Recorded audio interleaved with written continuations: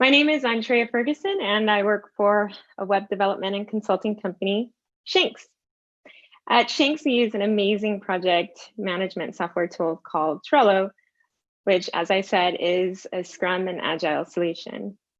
It works like a traditional whiteboard, but in a digital form. I had no idea what Scrum was, and I still didn't understand how revolutionary it was until I started to read a book by Jeff Sutherland, one of the creators of the Scrum, a framework for developing, delivering, and sustaining complex products. It's even great for small teams. I'm going to show you the Trello board that we have, and then I'll go into just a little bit about, like I said, an overview of what Scrum is. And then hopefully in the next couple of meetings, I can give a little bit more information about what the roles are in Scrum, what it can be used for, like I said, and the 3 distinct roles. So I'm going to share my screen now. And look what we have here. This is our Trello board. Like I said, it is like a digital whiteboard. And you can see that we have our different companies here, our clients. What do we have here? Toastmasters. Did you know that we have a Trello board? Probably not. So we have a to-do column, doing, done, and backlog. And this is just to give you an idea of how we manage our projects here at Shanks. I want to go into more detail during another speech, so I'm going to stop sharing my screen now and just tell you what Scrum is, and so you can understand and follow along. Scrum is great for small teams, and you learn the art of doing twice the work in half the time. But this is really only if you embrace it. Tonight, I'll share with you what I learned from watching Jeff Sutherland talk about Scrum. First, I think it's important to note that these creators virtually flipped the FBI upside down and made the operations run smoother by changing the way they were managing their products. He realized developers were always late, management was always under pressure, and they were putting pressure on the developers.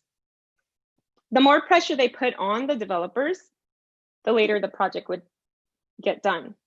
And the whole thing was designed in such a way that the stable state of the system wasn't what they wanted. So they had to change the dynamics. What they knew from research was that they had to have very few roles in the team that was doing software development. These specialized silos of activity slowed down communications and made it possible to do. So one of the first things they did was set it up so that they only had a team and they had a team leader.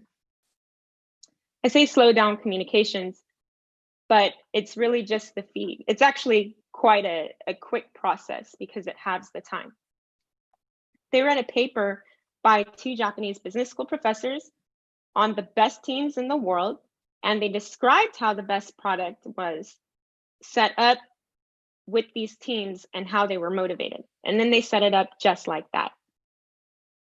The team wanted to know what to call the team leader, so they called them the Scrum Master. Then, as they got the roles simplified, they streamlined and leaned out all the system and very quickly found they needed a person called the product owner, in addition to the Scrum Master, who was responsible for clearly specifying the backlog in the right ordering. So when they shipped the product, it would really take the market as a really good product. And I don't know if you remember, but on the screen, I showed you the to-do, doing, and done. And then the next column that we had is backlog. As I said, I'll get into that during another speech. So they had that product owner, the Scrum Master, and the team. They then turned their attention to the meetings, because in order to build software fast, you cannot have people to go into meetings all the time where they're wasting a lot of time. So they asked, what are the minimal meetings that they need to have for Scrum? They knew they needed to deliver software in short cycles, no more than 4 weeks. So they needed a meeting at the beginning of the sprint to define, okay, what it is that they're going to pull from the product backlog owned by the product owner into that 2-week cycle. how they're going to implement it and track it at the beginning, at the meeting, at the beginning of the cycle. They also knew, because of research done by Bell Labs, at the highest performing teams were driven by daily meetings. So they knew that they had to have a daily meeting, but they wanted it to be a really short meeting, and they got it down to no more than 15 minutes in that meeting. Everybody on the team needed to know what everybody else had been doing, what they're going to do next, and how they can help one another move really fast. So it's like a huddle in a football game, but a little bit longer than a huddle at the end of the sprint model that they had when they started Scrum. And it's really interesting because when they do their meetings, they like to have the 15-minute meetings because they're standing. And what do you do when you're standing? Whatever it takes to stop standing. So all of the meetings were really efficient in that way. And they also had a motto, demo or die. And in that way, they knew they were going to demo real working software to people who would use the software and get their feedback, because it's the feedback cycle that tends to really make development go fast. So they went down to 3 meetings. In the meeting at the beginning of the sprint, immediately in a daily meeting, turned their attention to reporting, because one of the problems with software development is they do a lot of reporting in the form of Gantt charts. And if you talk to Shankar, you'll know I loved Gantt charts. I remember using Gantt charts when I was doing my master's for international public health and nutrition. And I was just, you couldn't tell me that Gantt charts weren't correct, but they weren't. They're actually incorrect, because what happens if you make a change? Your whole Gantt chart has to change. It's not correct anymore. So it's very hard to do planning by the Gantt chart. The creators of Scrum looked and said, you know, the problem with these teams finishing a 2-week cycle on time is similar to trying to land an aircraft on a runway, because Jeff Sutherland, one of the creators, had been a fighter pilot for 11 years. So he instituted what they call the burn down chart, which is how fast the team is going.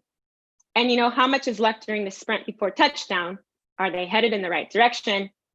And just watching them trying to land a sprint is the way we monitor it and put it up. So that's what we call self-reporting. If anybody wants to see the state of Scrum, you go and you look on the wall, or in our case, it would be the Trello board. And they don't have to do reporting anymore because it's evolved into the product backlog. In that way, we work on any tasks that we're implementing in the backlog burn down chart. And as tasks are being worked on, they move across the board. That's a little bit of, hopefully, an overview of what Scrum is. We see that there's a lot of self-reporting, and it sets the stage for really high-performing teams. And that is why I think that everyone should maybe adapt, get rid of those Gantt charts, and take a look at a new Agile model of project management.